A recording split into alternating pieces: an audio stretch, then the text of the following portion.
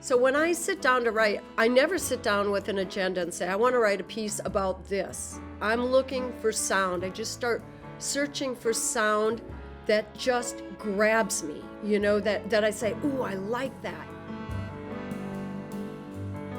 Even as a little kid, I was acutely aware of the tremendous value in ideas and the pride in ownership.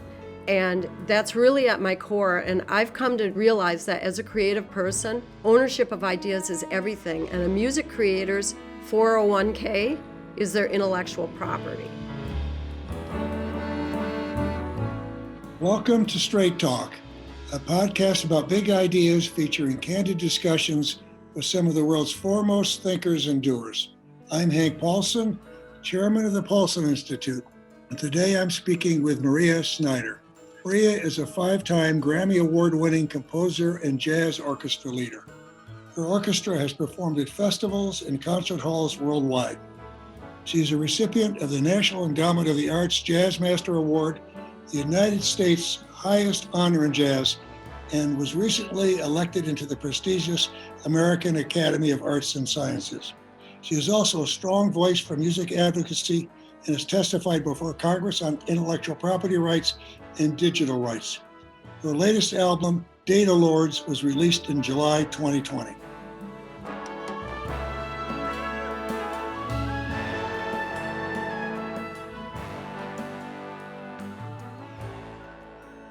Maria, welcome to the podcast. My wife, Wendy, and I are big fans of you and your music, so I'm really looking forward to today's discussion. But let's start at the beginning. You grew up in Minnesota. Was music a part of your home life growing up? Who were your earliest teachers? How did they shape your approach to music? How did all of this evolve?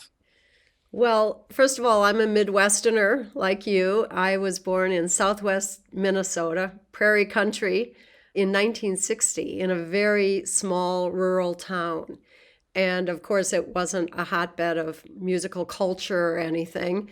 But in 1966, there was an event that really changed my life. And that is my mother had a birthday party for my father. She always threw these huge parties. And one of the couples that came said, can we bring our mother who just moved in with us from Chicago?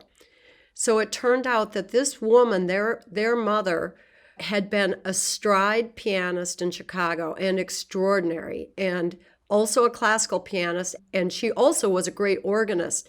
She was one of the most versatile, amazing musicians you could imagine. And back then, a woman in a kind of Art Tatum style. And her second husband was a pianist who had played with Glenn Miller. And I would venture to say that Mrs. Butler was probably 20 times the pianist her husband was. But the sad thing is she was madly in love with this man. He and her son died within 1 month of cancer. And her only living family was this daughter in Wyndham. So this extraordinary, very eccentric, she was a redhead, just super vivacious. She wore muumuus, and she was just not Wyndham, Minnesota at all. She was wild, crazy Chicago, and she comes to Wyndham by really terrible circumstances. And she shows up at this party, and word got out that she was a musician, and people brought instruments, and she played, and I heard her, and it was like something was ignited in my DNA. My mom was actually a pretty good pianist, and I heard her play, and she'd play records, but that moment I said, I want to be her. And I started studying with her, and she was extraordinary. She taught me theory from the beginning, music theory. She taught me Cole Porter alongside, Bach. And to this day, my music is hard to categorize, and I think she set that stage. And I had great teachers my whole life, ending with in New York, studying with jazz heroes like Bob Brookmeyer and Gil Evans, but it was her who really was the biggest influence on my life. So that was a huge influence, but talk about your creative process. Where does your music come from, and how long does it take to write a piece? I know there's probably a different time period for different pieces. Well, yeah, a long time. And I'll tell you what, the hardest thing in writing is facing the blank page. It's just so daunting. It takes so much courage.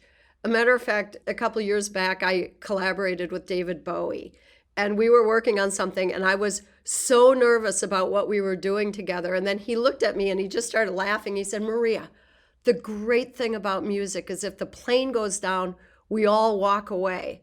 And that was such a revelation because as a musician, and I think any creator artist will say, it does feel like life and death when you write. And so when I sit down to write, I never sit down with an agenda and say, I want to write a piece about this. I'm looking for sound. I just start searching for sound that just grabs me, that I say, ooh, I like that.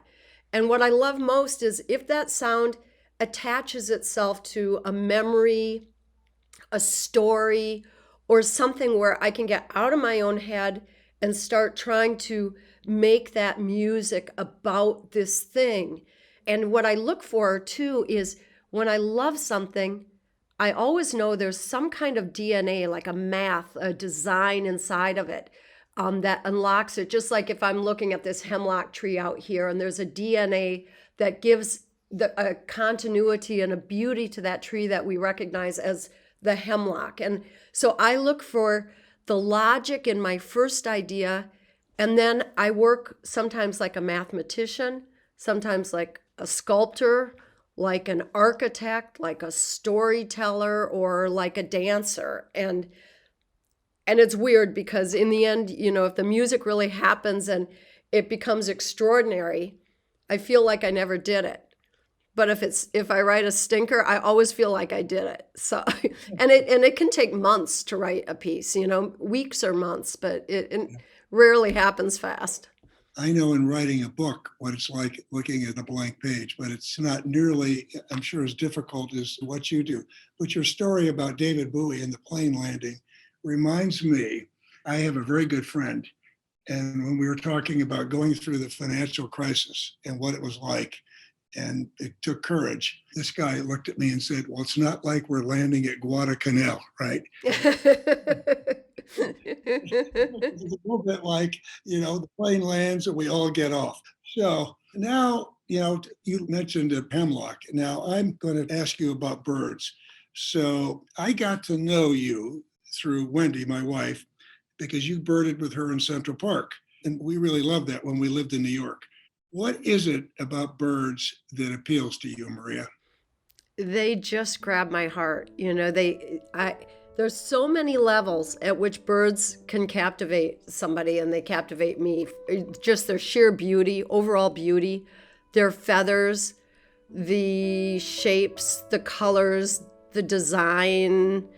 And then for me, it's like all the mystical, instinctual things that they possess, like the mastery of nest making. They're like structural engineers. I have books on that where it's just like, oh my God, how do these birds do this? And they're architects. And then they had that instinct for migration, to know somehow right after birth where they're going. There's the flight patterns. Do they fly in a V? Do they fly like the murmurations of starlings?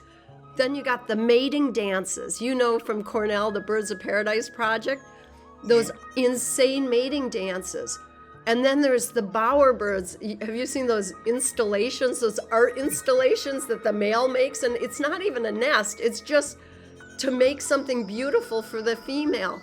There's the miracle of flight. There's all the bills that can suck nectar, the bills that can hold a fish in it, or the skimmers. I know you've seen the black skimmers that skim You're one of my favorite birds, yep. Or they hammer the tree with their, it's unbelievable, the variety, and it's impossible to not just be taken by that. For me.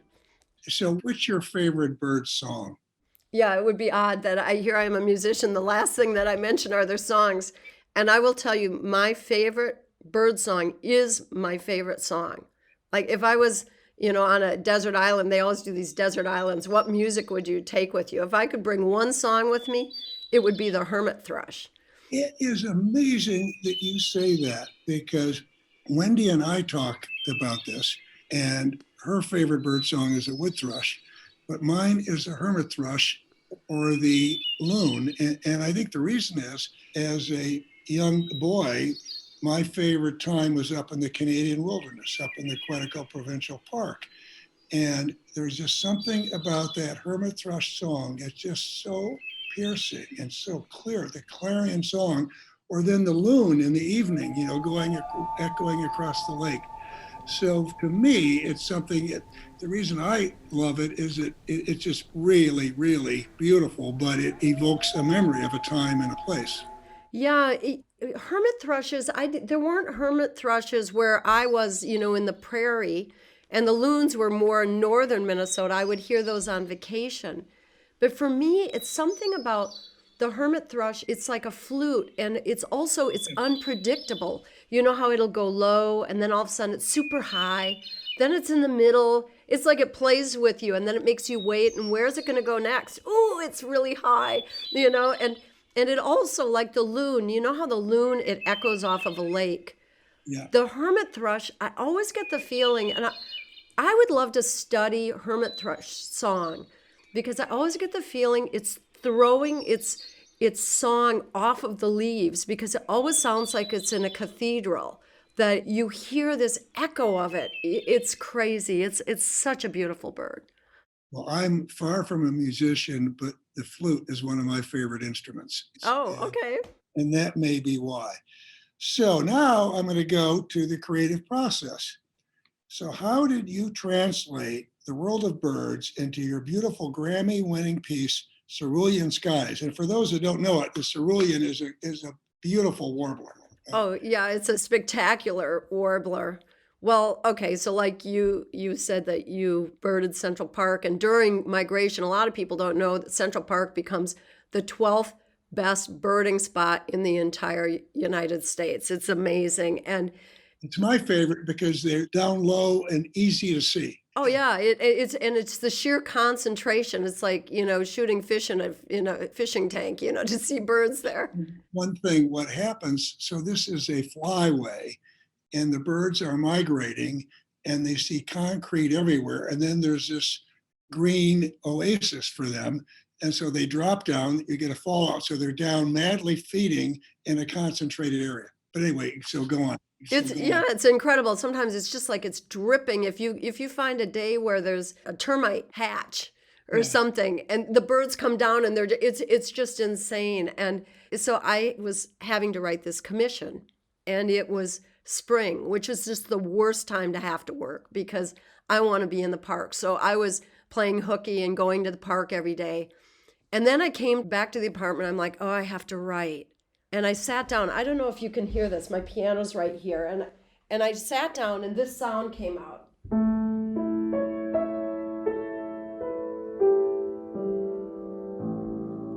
And I was like, oh my goodness.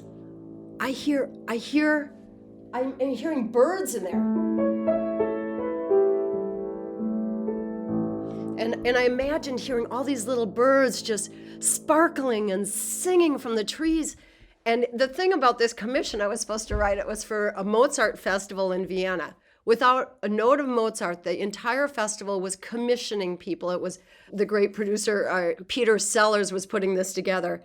And he wanted everybody to do something that felt politically important. Well, I'm not a political writer. I look for sounds I like. But all of a sudden I started thinking about these birds and how they are citizens of the world. Their survival, and I know you know this, depends on countries collaborating and caring, because North and South, if one spot where those birds need to land is taken out by an industry or something, it can destroy the entire population. And so I started thinking about how birds should inspire us not to have boundaries, inspire industry and countries, agriculture. There could be a consortium of agriculture, North and South, to protect these things. And so I wrote a whole piece that gives the feeling of the opening of a dawn chorus in the Southern Hemisphere, taking birds through their migration, navigating by the stars and the moon, and then landing in Central Park. And so that was my ode to birds. And a cerulean warbler is so spectacular, so I called it Cerulean Skies. It is a beautiful piece. Now, what are your other hobbies? What else do you do to relax? I'm not a very good relaxer. Music is kind of all encompassing, I will say. But I love the outdoors and I love hiking. And thankfully, New York, you don't have to go very far outside of New York City.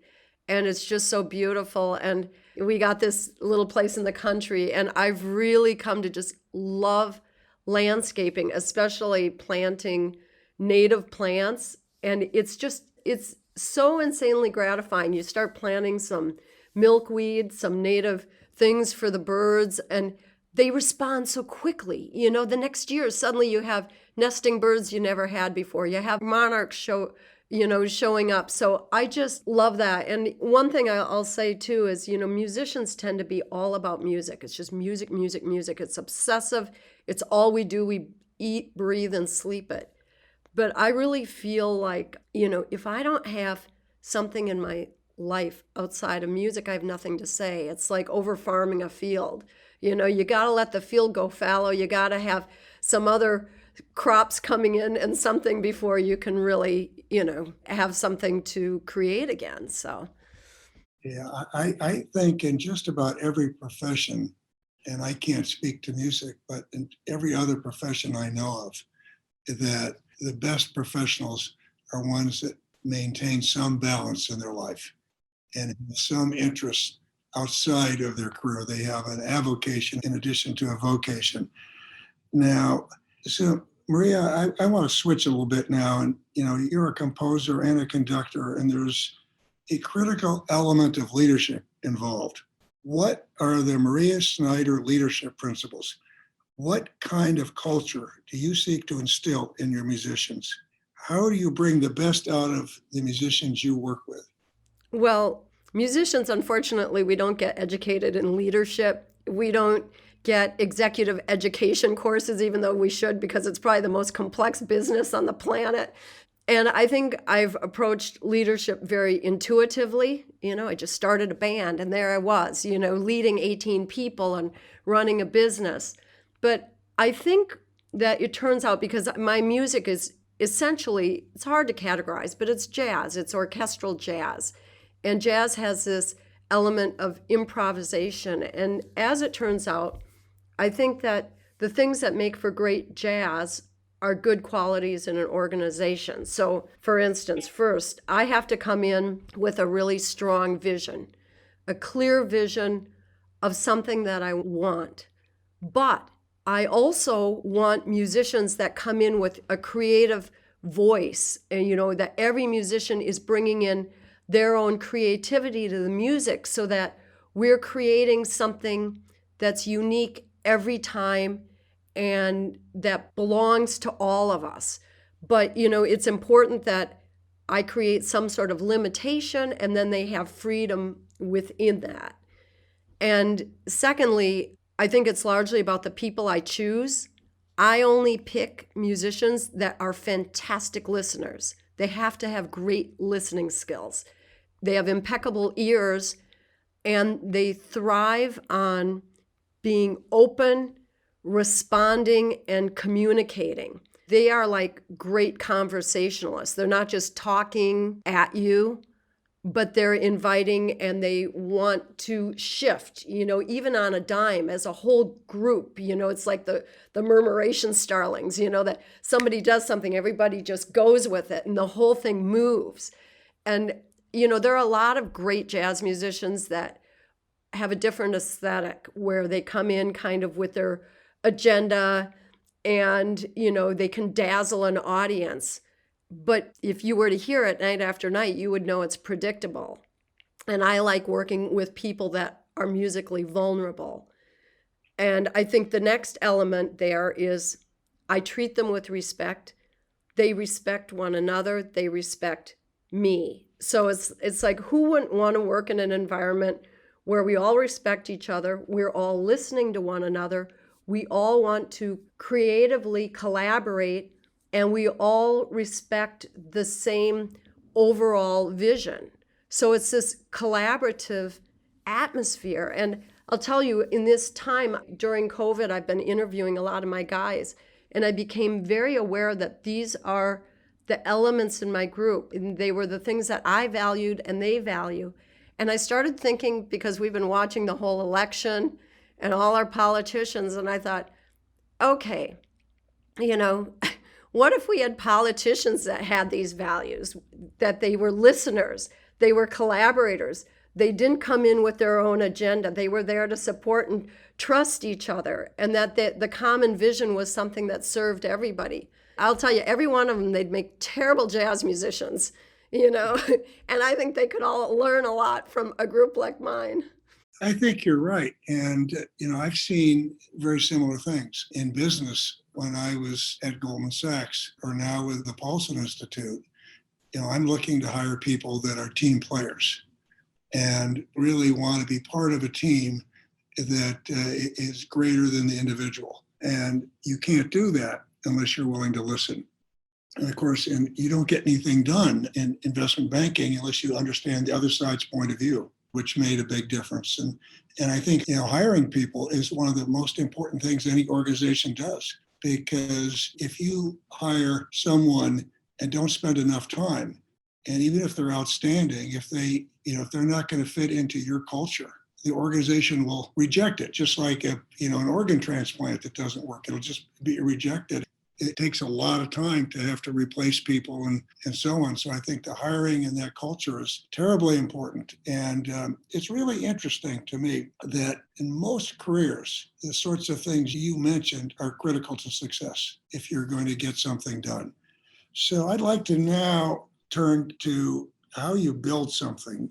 So I look at you as someone who's an entrepreneurial pioneer, having built the business in a particularly tough industry to do so. And, I admire people that are good managers and leaders, but I really admire people that create something.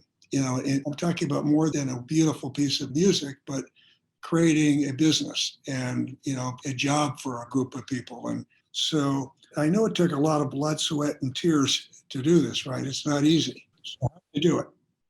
Well, so as a little background, my dad was an engineer and he had quite a lot of patents, but they were owned by Kimberly Clark. He worked for a division of Kimberly Clark. But even as a little kid, I was acutely aware of the tremendous value in ideas and the pride in ownership. And that's really at my core. And I've come to realize that as a creative person, that ownership of ideas is everything. And a music creator's 401k is their intellectual property. And so I started in the 90s making records. Actually, my first record, nobody wanted to record me. And so my first record I paid for, and then a record company bought it. And then I continued under that old model that everybody knows, where you're with a record company. And everybody knows back then that the musicians, they made no profit. But the thing that they all benefited from is that record company was taking on the financial risk. And they also benefited from the brand and the reputation of that record company. But I started seeing that my records were selling really well. I was selling something around 25,000 of each record. And, in a very niche market, it was jazz big band, and I started to want to bet on myself. I didn't want my profits paying for somebody else's losing record, So in 2001, there's this guy named Brian Camilio, and he conceived of a company called ArtistShare, and it was largely a response to illegal file sharing, Napster and everything. And he realized something, that the one thing nobody could file share was the creative process, and that an artist could build relationships with their fans by sharing all that goes into the making of the music as you're creating the music before you make the record, and drawing fans close to the music, and that this would be a hedge against file sharing. So together we looked at the numbers. He didn't have any artists yet. He was just conceiving of this. When we started looking at my numbers, taking out all the middlemen, selling direct to fan, it was like eye-popping. And I was like, oh my God. So I got all my ownership of my records back and everything.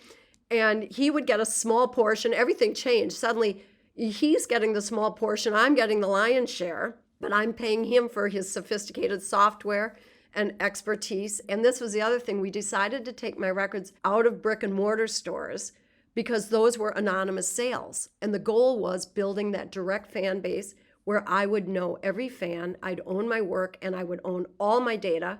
I would set my own prices, what a concept, and reap my own profits if I was successful. So we made my first record. It was called Concert in the Garden. It won a Grammy. It landed me on CNN. Everybody was like, oh my God, she made a record and it won a Grammy. It wasn't in record stores. And nobody even knew to say it was the first crowdfunded album because we were calling it fan funding. The word crowdfunded hadn't been invented.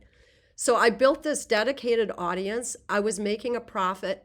And I was like, okay, this is the moment the internet has created the golden age of the musician. I mean, I was flying high. It was amazing.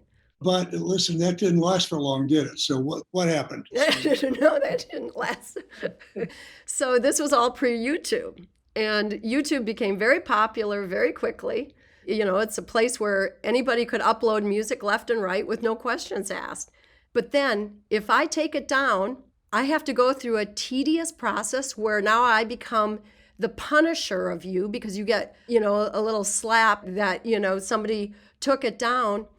And I have to sign a penalty of perjury statement that I swear that that property is mine. And it's beyond tedious. There are people that do literally thousands of them again and again and again and again for the same upload. So, you know, this YouTube all-you-can-eat buffet of free music led to the destruction of the free market. And I'll tell you what, it's really, really hard for entrepreneurial people to compete. So can you take it a little bit further? You know, rather than telling us how many hours you spend trying to take stuff off of YouTube, which I get, but so give us a little bit more about what you mean by the free market and how it's being destroyed. Okay, so when YouTube first came under fire for all this infringement from major record labels, YouTube secured this fingerprinting technology that would enable rights holders to proactively identify and then block those illegal uploads before they would happen. And it was a fantastic technology, except YouTube only allowed the biggest record companies and names to use it. They, of course, didn't want everyone blocking the infringement because the infringement was creating all this music on their site, making them the place to go in the world for music. And it was garnering them all that data that they were able to then grab.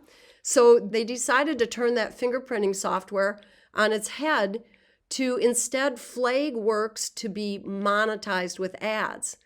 And of course, YouTube wanted every musician to access that. And, you know, the industry was feeling really helpless, exhausted of all the file sharing, you know, just decimated by it and exhausted of the manual takedowns. So a lot of people went for this. And the reason I say it destroyed the free market is YouTube then, with those ads, they paid a minuscule amount, 0.000 something per stream per song, even though record budgets, recording budgets, and a lot of people don't realize how much those budgets vary in cost. It's as much as a house or clothing, furniture, food. So for instance, my latest album that I made, Data Lords, it cost $250,000 out of pocket, not paying myself for years of work. You know, it was just a long process of making this record, extremely expensive. And even if it's gotten lots of accolades, I have only a tiny niche audience. But YouTube's model of paying per stream is pricing me the same as the kid making a record for next to nothing in his bedroom. And that kid might have millions of followers. And whether your music is 3 minutes or 60 minutes, it's all priced the same. And now then, all these companies that have to compete with YouTube, you got Spotify, and they're doing the same. And here's another point is the payouts became so small that record companies quit paying for the records largely. So most jazz musicians that I know are paying for their own record. They're on a label just to have, I don't even know why, the cachet, the brand or whatever, but they're paying for the record and they have a zero chance of making their money back. So 10% of the music on Spotify is generating 99% of the plays. That means 99% of the income. That means 90% of the music is splitting less than 1% of the financial pie. Hank, that's literally all classical music, all jazz music, blues, folk music, a ton of pop music. Some figure just came out in the UK that 82% of musicians are making less than $270 a year on Spotify. And I would venture, I don't know for a fact, but I would venture to say that the vast majority of those people are paying for their own records. So it's crazy. I mean, they feel like they have to be there because they can't be visible if they're not there, but they're trapped in a market where they can't set their costs. Yeah, that's not investing or working for a loss is not a business model. Definitely. So you've become now an outspoken advocate for digital rights of musicians, lobbying against big tech platforms which offer music for consumer data, as you said. What are you hoping to achieve? Well, when musicians are putting up the investment capital with no chance of return, I don't think it's an overstatement to say that it's an existential threat to creative music. And I'm fighting for equal access to the powerful tools that could help protect us from that theft proactively so that we can compete and have alternative, fair, free markets. I'm not talking about a free market. So, or I guess a free market. It's a weird word, that free, because free isn't free. And my fight has gone even. What you're talking about is I think what you're really talking about is fair market, competitive. Fair market, yes. So, last question, Maria. You spend a lot of time at colleges and universities with aspiring young musicians. What are the biggest questions they have for you, and how do you answer them? What advice do you give these kids?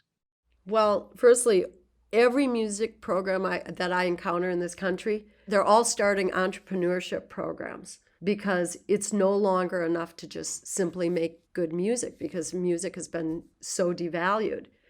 But the problem I have, because they all want me to come and speak to the entrepreneurship program and come in and give all the answers. And the question I have that makes it really rough is, how can you be an entrepreneur when your property is ransacked on a daily basis? It's, copyright infringement is no different than if people gave out the PIN number to your 401k and said, hey, cool, we have the PIN number to Hank's 401k. What fun, it's so convenient, And then the other thing is, how can you possibly be an entrepreneur when you can't operate in the free market that everyone else does? So I can go on, but I'd be curious, what would you tell students? It's what I say to people all the time. Okay, when you go into a career, you better make sure you really love what you're doing, number one. And then number two, you better be darn good at it because there's a lot of talent. So loving it isn't enough in today's world. You've got to be able to differentiate yourself. And so unless you love it and are very talented, you have to be prepared to not make much money. So if you can afford to not make much money, then you can do something you love and you're not extraordinarily talented, perhaps, or, in music or in acting or anything else. There are other things you can do if you don't have the talent to be a top-notch performer, right? You can teach, you can give music lessons, you can give acting lessons. But again, I think we owe it to give people a sense of realism. Yeah. I mean, what scares me is just that it's going to change the face of creative music because so many of the people before, when I was talking about Spotify and the 90% splitting the 1% of the financial pie, that would include probably every person that's ever won a Pulitzer Prize, everyone who's ever won a MacArthur.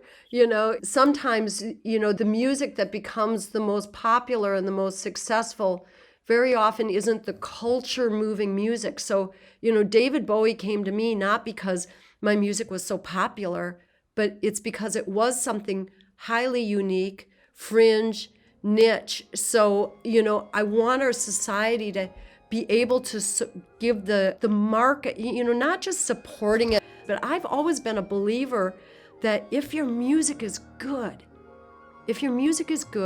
like anything out there, that there should be an economic way to make it happen. So I would just say that to me, this has been a fascinating discussion and it's been inspiring. And I know you're going to continue to create great music and you're going to enjoy the birds and the wildlife. And again, thank you so much for being with us. Thank you.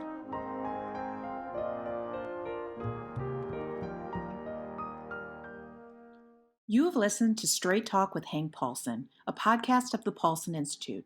To find more episodes from leading thinkers and doers, please visit paulsoninstitute.org/straight talk or download on Apple, Google Play, Spotify, and Stitcher. And don't forget to rate and subscribe. Thank you for listening and see you next time.